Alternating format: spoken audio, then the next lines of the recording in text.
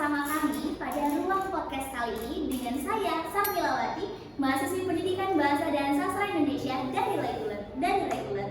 Baiklah, topik pembahasan pada hari ini adalah terkait dengan kekerasan seksual bersama dua host dan narasumber terbaik kita. Langsung saja, selamat menyaksikan. Hai semua. Hai. Di sini aku Radumas Aisyah Putri sebagai host dalam perbincangan kita pada sore hari ini, dan materi kita yang kali ini, tolong dong perkenalkan nama kamu. Halo teman-teman semua. Hai. Kenalin aku Nurhayati Manalu. Teman-teman bisa manggil aku Aini dari kelas Reguler D, program studi Pendidikan Bahasa dan Sastra Indonesia. Halo Kak Eni. Halo, Kak. Bagaimana kabarnya? Puji Tuhan, hari ini baik, sangat baik. Untuk kita pertama-tama tanya kesibukan dulu boleh ya? Kesibukannya sehari-hari apa ya Kak selain menjadi mahasiswa PBS Indonesia? Kebetulan aku ikut sebuah organisasi di luar kampus yang berkaitan dengan kerohanian, UKMK biasanya disebut. Unit Kemahasiswaan Kerohanian Kristen. Juga kebetulan aku menjadi pengurus di Himpunan Pendidikan Bahasa dan Sastra Indonesia. Wah, keren ya. Kakak ini juga, selain menjadi mahasiswi maksudnya, dia juga aktif dalam berorganisasi dan tentunya taat agama ya. Kita tahu karena dia juga ikut kerohanian. Nah Kak, karena pembahasan kita tentang kekerasan seksual, apa sih pandangan kakak tentang kekerasan seksual itu sendiri? Kalau dibilang tentang kekerasan seksual itu pasti tidak jauh-jauh dengan yang namanya tindakan yang tidak disukai lah, menyimpang, tidak sesuai dengan norma-norma yang sudah diajarkan, baik itu norma agama, baik itu kemanusiaan dan sebagainya. Terus juga pelecehan seksual itu biasanya identik dengan sesuatu yang dilakukan baik verbal maupun non verbal. Itu sih. Kekerasan seksual itu tindakannya kata Kak Aini tadi yang tidak mengenakan lah ya Kak Aini ya. Karena kita berada di lingkungan kampus nih, bagaimana apa saja sih yang menurut kakak perilaku tindakan seksual itu sendiri? Maksudnya bagaimana sih jenis-jenisnya? Sebenarnya kalau dibilang apa sih tindakan yang sering terjadi di perguruan tinggi, sebenarnya hal kecilnya tuh ada sih. Dari pertama kita mengomentari cara pakaiannya, baik itu pengomentari itu bukan kayak pakaian dia tuh gonjreng, bukan, entah itu pakaiannya terlalu ketat ya, pakaian ini tanpa kita sadari mengomentari tanpa langsung menyampaikan dengan orangnya, itu termasuk juga pelecehan. Karena alangkah baiknya kalau memang kita tidak suka atau ingin memberikan nasihat, kita langsung menyampaikan ke orangnya kalau berani.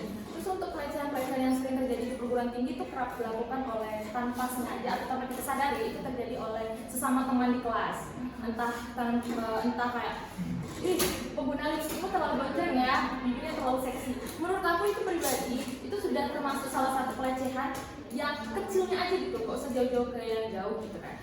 Terus pelecehan yang lain sering terjadi di perguruan tinggi itu sering dilakukan oleh, mohon maaf, dosennya gitu, entah dari via chat atau dosen yang mengambil kesempatan dalam kesempitan kalau bahasanya. Karena banyak kok kakak-kakak ataupun orang-orang yang jauh di atas kita, dia menjadi dosennya yang menjadi entah itu pendamping skripsi, itu mengambil celah untuk mengambil celah kayak, kamu akan saya mempermudahkan, kamu akan saya kasih nilai tinggi kalau kamu memberikan sesuatu yang saya suka gitu. Nah, sedangkan yang suka ini sesuatu yang negatif misalkan. Itu sih Kak. Oh, jadi pelecehan itu bukan tentang sesuatu yang besar seperti sentuhan fisik secara langsung, tapi hal kecil seperti mengatai seseorang itu termasuk sebagai pelecehan. Lalu kenapa sih Kak korban khususnya di kampus ya itu enggan melapor gitu, padahal dia korban Kak? Kenapa biasanya korban pelecehan itu enggan melapor? Karena ada yang namanya ketakutan dan juga tekanan. Takutnya itu di sini kayak dia takut untuk bertindak sendirian.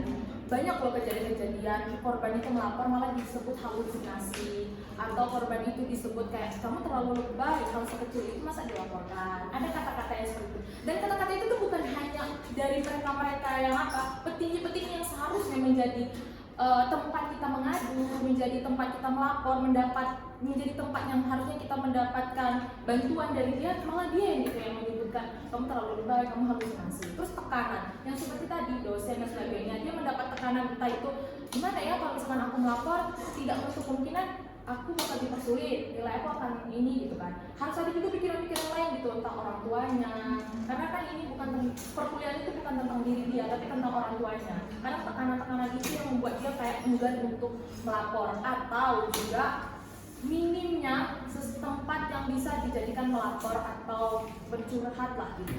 Kalau cuma curhat sebatas ke Tuhan, Tuhan itu hanya membantu sebatasnya aja. Maksudnya Tuhan hanya membantu memberikan orang-orangnya gitu kan. Tapi kalau kita nggak cari orang-orangnya atau orang-orang yang kita cari pun nggak ada, kan percuma. Nah, itu teman-teman. Jika teman-teman seandainya menjadi pelaku nih dari kekerasan seksual, ada alangkah baiknya mencari teman ya, Iya. selain mengadu kepada Tuhan. Gitu. Setidaknya jangankan untuk mengadu ke instansi yang lebih besar, paling minimal itu mengadu ke teman dulu, supaya tidak menyimpan ke diri sendiri. Kasihan loh dirinya menyimpan hal yang sebesar itu. Lalu Kak, apakah hanya perempuan yang boleh melapor Kak? Bagaimana dengan pelecehan terhadap laki-laki? Kan sekarang banyak tuh marak tentang pelecehan terhadap laki-laki. Apakah laki-laki nggak boleh melapor nih Kak? Nah, sebenarnya kalau kita membahas tentang pelecehan seksual itu pasti selalu disebut-sebut identik dengan seorang perempuan. Iya. Padahal tanpa kita sadari, pelecehan seksual itu juga sering atau kerap terjadi pada laki-laki gitu. Nah, terus kayak mana kalau misalnya laki-laki itu mengalami pelecehan seksual ataupun hal sebagainya yang tidak disukai, mungkin bisa melapor ke DP3AP. Itu Dinas Perlindungan dan Pemberdayaan Perempuan. Memang ini identik atau disebutnya perempuan, tapi seorang laki-laki pun juga bisa melapor gitu. Atau juga Satya Gatra. Kita bisa meminta edukasi atau konseling ke mereka gitu. Jadi kita bisa nih dapat perlindungan, dapat kayak kalau kamu mendapat pelecehan seksual ini loh yang harus kamu lakukan gitu. Nah, karena kadang takutnya seorang laki-laki mendapat pelecehan seksual, hal lain lagi bisa dibalasnya atau perempuan lain itu misalkan, atau kadang juga pelecehannya itu terjadi ke laki-laki. Yang pelaku ini juga laki-laki gitu. Nah, kan ada juga sering terjadi gitu kan. Jadi mungkin sebelum mengambil keputusan yang lain, tindakan-tindakan yang lain, mungkin teman-teman bisa mencari edukasi dari sebuah komunitas-komunitas yang diketahui dan bisa kita telusuri. Nah, gitu teman-teman. Mau apapun gender kamu, jika kamu mendapatkan pelecehan dalam bentuk apapun, itu wajib melapor ya. Seperti contohnya itu di DP3AP. Nah, itu selain perempuan boleh kok laki-laki melaporkan. Nah, pertanyaan terakhir nih Kak. Bagaimana sih cara mencegahnya? Selain dari menutup aurat atau cara pandang gitu, apakah ada hal lain gitu untuk mencegah kekerasan seksual itu? Sebenarnya yang namanya mencegah itu tidak menutup kemungkinan kita bakal tetap terjadi ya Kak. Iya. Kalau mencegah pada diri kita sendiri, yang pertama tentu menjaga diri ya, baik itu dari pemakaian dan sebagainya. Sebenarnya aku nggak setuju dengan omongan yang kayak pelecehan seksual itu ada kesempatan karena pakaiannya gitu kan. Tapi tidak menutup kemungkinan, alangkah bagusnya cara pakai kita itu sesuai dengan ketentuannya. Perempuan bagaimana, laki-laki bagaimana. Nah, kalau misalkan untuk cara pencegahannya Kak, ya, mungkin teman-teman bisa mencari komunitas-komunitas yang jauh lebih positif lagi. Dan komunitasnya tuh jangan cuma mentok kayak oke, ini komunitas penting nih, bukan, tapi orang-orangnya juga bisa merangkul, orang-orangnya juga positif, orang-orangnya juga yang tahu bagaimana batasan-batasan antara seorang laki-laki atau perempuan atau bahkan sesama jenis gitu kan. Terus juga cara yang lain bisa teman-teman lebih mendekatkan diri pertolongan ke Tuhan sesuai dengan agama teman-teman. Juga teman cari seseorang yang memang kok banget gitu loh, kayak gue bisa nih ngobrol sama Allah gitu kan, gue bisa nih cerita sama Allah gitu kan. Cari teman yang memang teman rasa tuh dia pantas dan bisa dijadikan rumah untuk bercerita gitu sih Kak. Sama mencari, kalau misalkan di perguruan tinggi sih mungkin temuilah dosen-dosen yang bisa kita jadiin tempat lah. Tapi sesuai dengan gender ya, maksudnya sesuai dengan kalau kita perempuan ya carilah dosen yang perempuan. Jadi tuh kayak feel-nya tuh dapat banget gitu loh kalau kita cerita. Itu sih mungkin Kak. Itu ya teman-teman.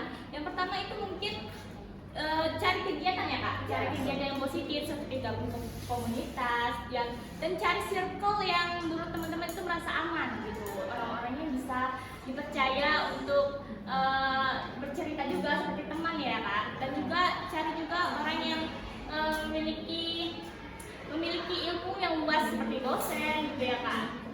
Nah itu tadi pembahasan kita tentang kekerasan seksual di dalam kampus dengan materi kita yang sangat kece ini Kak Aini.